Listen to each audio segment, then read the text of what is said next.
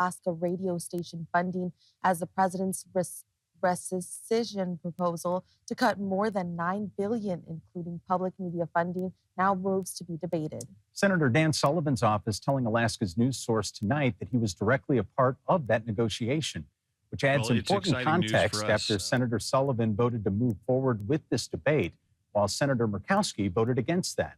It comes as Alaska Public Media has been saying there are more than 25 statewide stations will have to make major cuts if the administration's rescission bill passes.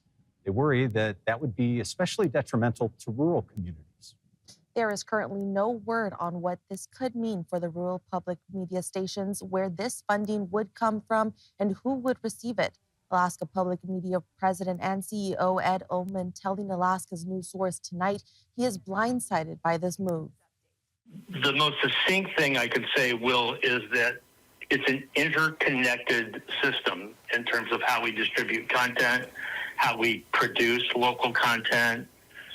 And while this may seem like a fine political stopgap, it will still lead to a lot of stations in Alaska not being able to provide local content. Now, Ullman says that Alaska stands to lose more than $30 million in federal funding over the next 2 years if this bill is passed. And that comes as Senator Murkowski, one of the few Republicans to vote no today, continued arguing public broadcasting is vital in alerting people to things like natural disasters, power outages, boil water notices, and wildfires, which many Alaskans are dealing with right now. Here's a part of what she had to say tonight.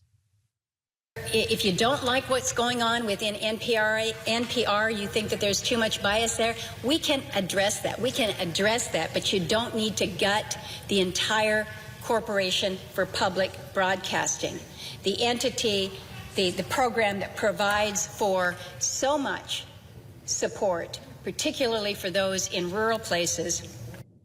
Murkowski, Maine Senator Susan Collins, and Kentucky Senator Mitch McConnell were the three Republicans who joined Democrats in voting no, leading to the vice president's tie-breaking vote.